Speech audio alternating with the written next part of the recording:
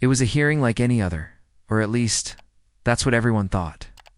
The committee chamber was filled with the usual tension, lawmakers in their seats, papers stacked high, and a line of witnesses ready to testify. The cameras were rolling, microphones were on, and the entire nation was just a click away from watching it live. Alexandria Ocasio-Cortez, one of Congress's most outspoken members, sat leaning back in her chair, her expression a mixture of curiosity and impatience. When Senator John Kennedy began to speak, the air shifted.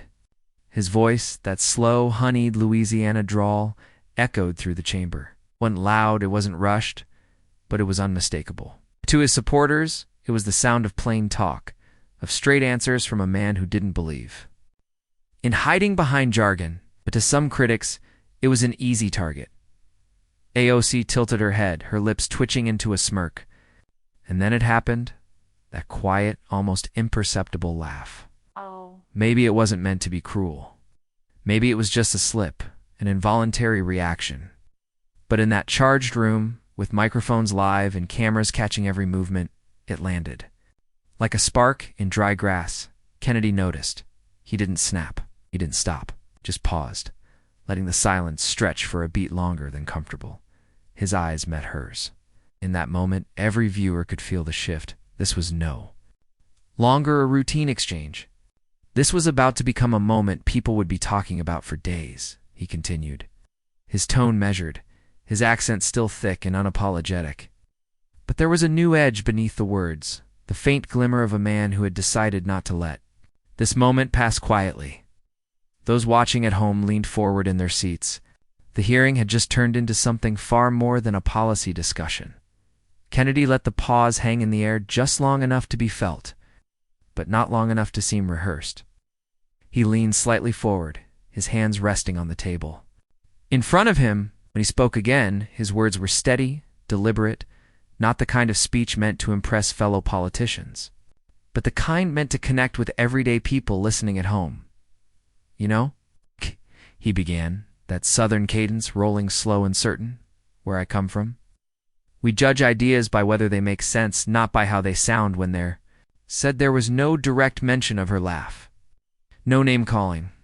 No confrontation in the traditional sense. Yet everyone in the room knew exactly what he meant.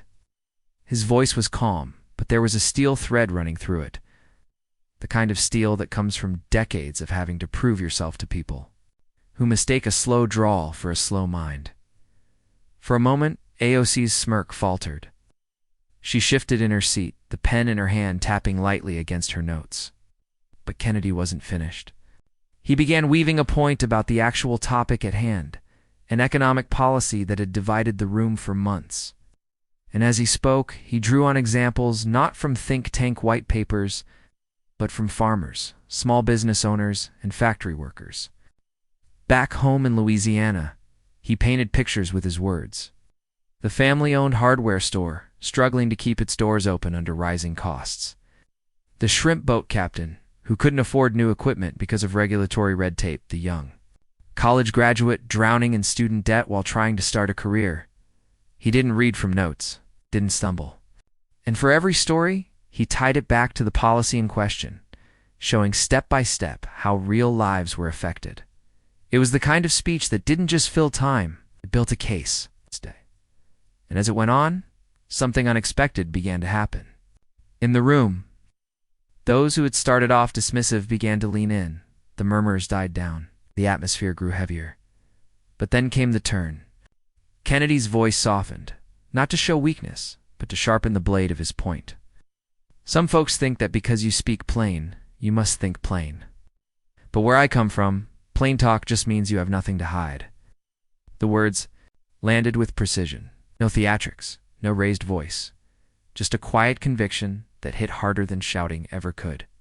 And while he hadn't raised the issue directly, everyone understood that he had answered the smirk, the laugh, and the unspoken assumption in a way that couldn't be dismissed. Cameras captured the faint narrowing of AOC's eyes, her chin tilting, slightly, as if recalculating how to respond. But Kennedy had already moved on, shifting his focus back to the witness panel and leaving his statement to echo in the minds of everyone listening. What he didn't know? not yet, was that these words, delivered in that slow Louisiana rhythm, would travel far beyond the walls of the hearing room. By the time the day was over, they would be replayed on countless news clips, dissected in political talk shows, and clipped into viral videos across social media. And this was just the beginning. The murmur of papers and the faint buzz of microphones seemed to fade as Kennedy's words settled in. It wasn't the volume of his delivery that commanded attention. It was the certainty. That kind of certainty has a gravity to it. It pulls focus whether you want to listen or not. Even those who had come into the hearing with their minds already made up found themselves pausing, if only to reconsider how this exchange might play out. The energy in the room had shifted. What had started as a routine back and forth now felt like a quiet battle of wills. AOC adjusted her seat, eyes locked. On Kennedy, her expression now sharper and more deliberate. She was no stranger to quick retorts.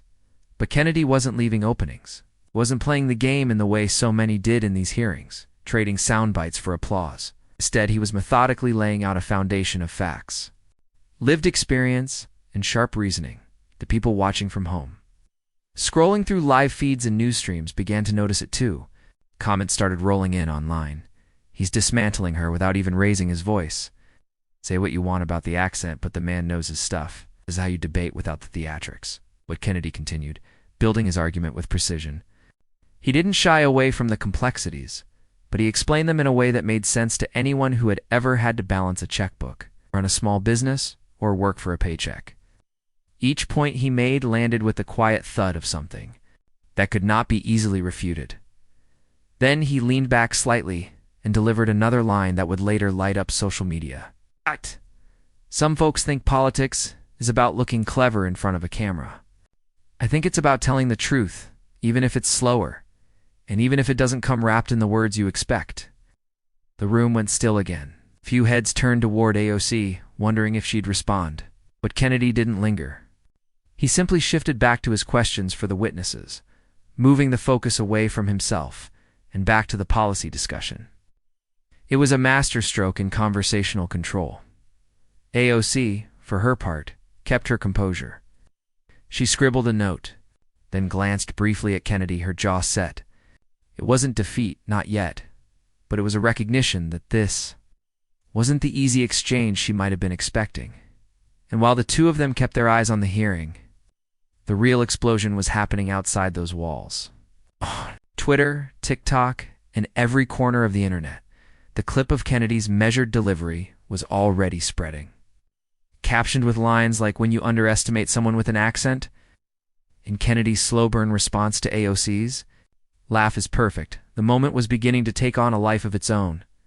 Inside the room, Kennedy's focus never wavered. He didn't rush. He didn't gloat. He simply moved forward as if this were just another day doing the job he was elected to do. But everyone watching in person or through a screen knew something had changed. This wasn't just an exchange anymore. This was a turning point. By now, the back and forth had drawn in every person in the chamber. Even those shuffling papers or scrolling through their phones earlier were watching closely. Kennedy had been building his case point by point, letting his rhythm carry the weight of his argument. It was as if each sentence was a brick, and the wall he was building around his position was getting taller and harder to scale with every passing minute. Then, without warning, he shifted tone. His voice softened, not in volume, but in texture, the way someone does when they're about to say something that will leave a mark. The camera zoomed in, catching the subtle narrowing of his eyes as he looked across the table. "In my part of the country," he began slowly, "people still believe your word is worth more than your tone. And if the words are right, it don't matter if they come out slow, fast, or with a twang you can't quite place." He let that sit there, unhurried. No dramatic gesture, no smirk, just the quiet assurance of a man who had lived by that principle his whole life. There was a pause in the air, and you could almost hear the collective thought that one is going to be replayed everywhere. And it was. Reporters would later describe it as the exact moment the entire exchange turned from subtle tension to undeniable impact. But Kennedy didn't stop there. He took that thought and tied it back directly to the policy under discussion, illustrating, how style over substance had become a dangerous trend in national politics. "We keep thinking the best talker has the best plan," he continued. "But the truth is, you can dress a bad idea up in perfect diction, and it'll still sink the boat." The impact was twofold. It was a reminder to everyone in that room that they were supposed to be there for solutions, not showmanship, and it was a pointed acknowledgement of the laugh that had started it all without ever mentioning it outright. Across the table, Ocas's expression remained composed, but her eyes told a different story, the kind of alertness that comes when you realize the ground beneath you has shifted. She scribbled something quickly in her notes, but whether it was a counterpoint or a simple acknowledgement of the moment, no one knew. Meanwhile, online, the clip of Kennedy delivering that line was already breaking out from political circles into the wider internet. It was being stitched into reaction videos, overlaid with captions, and shared by people who didn't usually follow congressional hearings at all. The simplicity of the line and the sincerity in how it was spoken made it instantly shareable. Inside the room, the hearing pressed on. Witnesses answered questions, other senators chimed in, but the atmosphere wasn't quite the same. Kennedy's words had carved a deep groove in the conversation, one that everyone else was now navigating around, and though he never once raised his voice or broke his steady cadence, it was clear to anyone paying attention he'd just delivered the moment that would outlast the rest of the day. When the hearing finally adjourned for a short recess, most senators leaned back in their chairs or stepped into quiet hallway conversations. But Kennedy didn't linger in the spotlight. He gathered his notes, nodded politely to the witnesses, and walked out with the same unhurried pace he had walked in with. There was no grin of triumph, no whispered asides to the press. He carried himself like a man who had simply done his job. What he didn't need to see, at least not yet, was the wildfire already starting beyond those chamber doors. Within minutes, the clip of him delivering "Your word is worth more than your tone" was clipped, captioned, and posted across Twitter, TikTok, Instagram, and YouTube. The video didn't need fancy edits. It didn't need dramatic music. The plainness of it was the appeal. On TikTok, young voters who usually avoided political content were sharing it with captions like, "This is how you handle disrespect and slow talk." Sharp mind. On YouTube, political commentary channels rushed to upload breakdowns, pausing frame by frame to highlight Kennedy's calm control in the exchange. Even on Instagram, where political clips often get lost in lifestyle content, the moment was making its way into stories and reels. Meanwhile, journalists began weighing in. Some praised the subtlety of his response, pointing out that in a world obsessed with flashy political theater, Kennedy had managed to cut through with sincerity.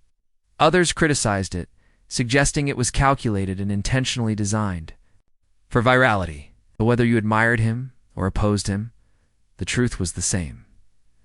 The moment had struck a chord in Louisiana. Local radio shows were already playing the clip on repeat, callers chiming in to say they recognized the tone and the sentiment as something they'd heard all their lives. In New York, morning talk shows were debating whether AOC's laugh had crossed a line, whether Kennedy's response had simply outplayed her in the arena of public perception. And in Washington, aides from both sides were scanning the numbers, view counts ticking upward by the thousands every minute. By lunchtime, the clip had already reached 1 million views across platforms. By dinner, it was on track to be one of the most watched political moments of the month. The thing was, Kennedy hadn't chased that outcome. He hadn't delivered his words with the rhythm of someone timing them for applause breaks or waiting for gasps. That was precisely why it worked. People didn't feel like they were being sold something. It felt like they were being told something. And in a climate where trust was hard to come by, that difference mattered. Back in his office, Kennedy was handed a phone by one of his staffers. "Senator, you should probably see this," they said. He glanced at the screen, saw the flood of notifications, and smiled faintly. Not the smile of a man who'd just won a fight, but of someone quietly satisfied that a point had landed exactly where it needed to. For him, the goal had never been the viral clip. The goal was to make sure the room and anyone watching walked away remembering that truth carries more weight than performance. That the slow, steady voice in the corner might be the one worth listening to? What he didn't know yet was that the story wasn't over. The online reaction was about to turn the moment from a trending clip into a full-blown political conversation. And in that conversation, the laugh, the pause, and the words that followed would all be dissected like evidence in a case everyone suddenly cared about. By the next morning, the moment had fully escaped the boundaries of the hearing room and taken on a life of its own. Cable news networks opened their political segments with the clip, replaying the exchange in slow motion, complete with on-screen captions highlighting Kennedy's words. Pundits debated it as though it were a chess match, some praising the senator's composure, others arguing that it was an overreaction to a harmless laugh. On social media, the lines were drawn quickly. Supporters of Kennedy flooded the comment sections with praise, saying he had defended dignity without aggression and proved intelligence isn't measured by speed of speech. His critics countered, claiming he had twisted a light-hearted moment into a moral stand, framing himself as the underdog when he wasn't. Memes emerged on both sides. One side used Kennedy's line, "Your word is worth more than your tone," over photos of rural landscapes and small-town storefronts, portraying him as the voice of everyday America. The other side clipped his words into parody videos, exaggerating his drawl for comedic effect, suggesting that the whole thing had been blown out of proportion. But while the internet argued, something interesting was happening offline. Ordinary people, folks who rarely engaged in political debates, were bringing it up in coffee shops, barbershops, and lunch breaks at work. Some saw the moment as a simple lesson in respect, others as an example of the growing culture clash between different parts of the country. In New York, a teacher mentioned it to her class during a discussion on communication styles, pointing out how regional accents can influence perception. In Louisiana, a mechanic told his customers that Kennedy's words reminded him of his father, while we said that a slow answer lasts longer than a quick insult. The debate had spilled out of the political bubble and into the broader conversation about how people judge one another. News outlets tried to get direct reactions from both AOC and Kennedy. AOC, when cornered by a reporter in the hallway, simply said, "I think people are reading too much into a moment." Kennedy, when asked the same day, responded with a half smile, "I just said what I believed. Folks can take it or leave it." The fact was, neither of them had full control over the narrative anymore. The public had taken ownership of the moment, bending it into whatever shape fit their worldview. For Kennedy's base, it was proof of quiet strength. For his critics, it was political theater disguised as authenticity. Still, numbers don't lie, and the numbers showed that the clip had crossed 5 million combined views within 24 hours. It wasn't just trending in political circles. It was popping up on viral content aggregators, late-night comedy shows, and even podcasts unrelated to politics. The more it spread, the more interpretations piled on. And with each new reshare, the gap between the original moment and the meaning people attached to it grew wider. It was no longer about a laugh or an accent. It was about what each side wanted it to mean. Kennedy, for his part, didn't wade into the online debates. He stuck to his usual schedule, letting the whirlwind swirl around him. But anyone watching closely could see that this wasn't just a viral blip. It had tapped into something deeper, the kind of deeper that doesn't go away overnight. By the third day, the clip had gone from viral moment to political lightning rod. It wasn't just cable news and social media anymore. Local papers across the country were running opinion columns on it. Editorial boards used the exchange to talk about civility in politics, about the role of respect in public discourse, and, inevitably, about the ways accents influence perception. But as the conversation grew, so did the stakes. Advocacy groups began seizing the moment to push their own narratives. A nonpartisan communication group released a statement saying, "Kennedy's words underscored the need to challenge linguistic prejudice." Meanwhile, political PACs sympathetic to Kennedy's party began fundraising with ads featuring the clip, framing him as a champion for everyday voices in Washington. On the flip side, progressive groups defended AOC, claiming the backlash to her laugh was an example of how women in politics are held to different standards. They argued that a small reaction had been turned into a national spectacle to score political points. Within days, hashtags supporting both figures were trending simultaneously, each side using the same video to tell a completely different story. Kennedy himself remained largely silent, except when directly asked. "I'm not trying to start a cultural war," he told a local radio station. "I'm trying to have a serious conversation about policy. If people took something else from it, that's up to them." But even as he said it, the reality was unavoidable. The moment had taken on a momentum of its own. Late-night hosts were cracking jokes about it, comedians were doing impressions, and TikTok creators were splicing Kennedy's words into everything from motivational videos to cooking tutorials. The internet wasn't just talking about it, it was playing with it. Meanwhile, in the halls of Congress, the atmosphere between Kennedy and AOC shifted subtly. They didn't exchange barbed words or public insults. If anything, the silence between them was more telling. During one subsequent hearing, cameras caught them in the same frame, Kennedy listening intently, AOC writing notes without looking his way. To outsiders, it might have seemed unremarkable. To those paying attention, it was another quiet chapter in an unfolding story. What neither of them could fully control was the way constituents were responding back home. Kennedy's office reported a surge in supportive emails, many of them from people who said they'd never contacted a senator before. AOC's team, on the other hand, said the viral moment had rallied her base, bringing in small-dollar donations from supporters who saw her as the target of unfair criticism. Both sides, in their own way, were benefiting. But in the court of public opinion, the clip had become more than a political exchange. It was a prism through which people saw bigger themes: respect, identity, authenticity, and the way style can overshadow substance in modern politics. And the longer the video stayed in circulation, the more it became clear. This was not a moment that would fade quietly out. It was a story that, for better or worse, had cemented itself in the political memory of the year Kennedy might not have planned for that. But now, whether he embraced it or not, he was part of a conversation much larger than himself, one that was only gaining speed by the end of the week. The exchange was no longer just a trending topic, it had become a political litmus test. Reporters started weaving it into interviews with other lawmakers, asking them whether they agreed with Kennedy's take or believed the reaction to AOC's laugh was overblown. Most politicians tried to dodge the question, not wanting to alienate either side, but a few weighed in directly. Adding fuel to the fire, cable news split the screen between Kennedy's clip and commentary panels.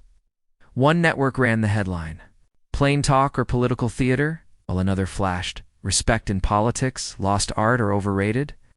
The discussion wasn't just about the moment anymore. It was about what it symbolized. And in that symbolism, the stakes quietly rose. Advocacy groups began hosting live-stream debates.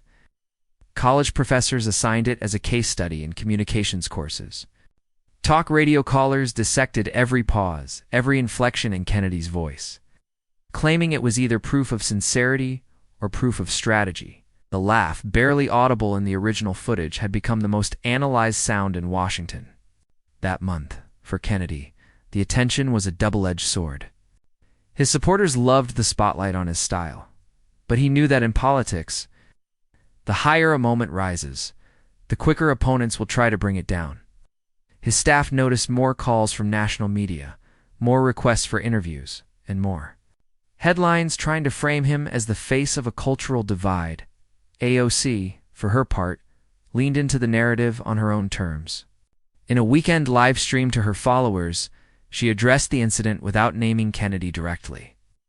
"I think we should be able to laugh in a hearing without it becoming the end of the world," she said, adding that tone and delivery were part of communication, but not the whole story. Her supporters flooded the chat with hearts and supportive comments, reframing the moment as harmless and overblown. Still, the clips kept circulating. People began pairing Kennedy's words with footage of historical speeches, inserting his quote, "over black and white film reels or slow motion shots of rural America."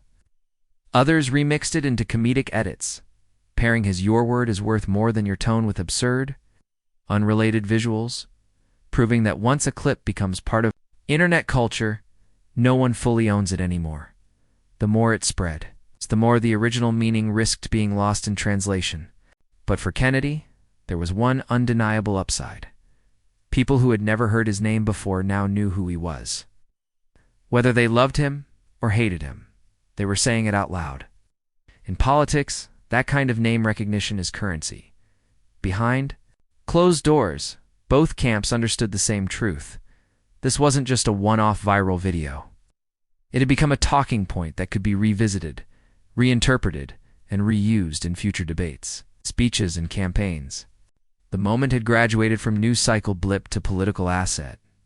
And yet, there was still one more twist to come, something neither side had planned for, as that would push the conversation to its most intense point yet. The twist came the following week during a different committee hearing entirely. Kennedy was questioning a witness on a matter unrelated to the original exchange when, almost as an aside, he dropped the line again, not word for word, but close enough for anyone paying attention to catch it. In the end, he said, leaning back in his chair, "I've always believed it's not the speed or style of your speech that matters. It's whether your words are worth keeping." It wasn't directed at AOC, and it wasn't delivered with any dramatic pause for effect, but the press noticed immediately. Headlines appeared within hours. Kennedy revisits viral moment. Subtle callback sends social media buzzing. And just like that, the story reignited. Clips from the new hearing were spliced together with the original video, creating a sort of before and after montage. Commentators framed it as Kennedy reclaiming the narrative, using the renewed attention to reinforce his brand as a plain-speaking truth-teller. His critics rolled their eyes, calling it calculated and self-promotional. But love him or hate him, everyone acknowledged one thing: it managed to keep the conversation alive. And the conversation wasn't just about him anymore. Schools, podcasts, and even workplace training seminars began using the moment to talk about communication bias, how accents shape perception, how assumptions can cloud judgment, and how public figures can use those assumptions to their advantage.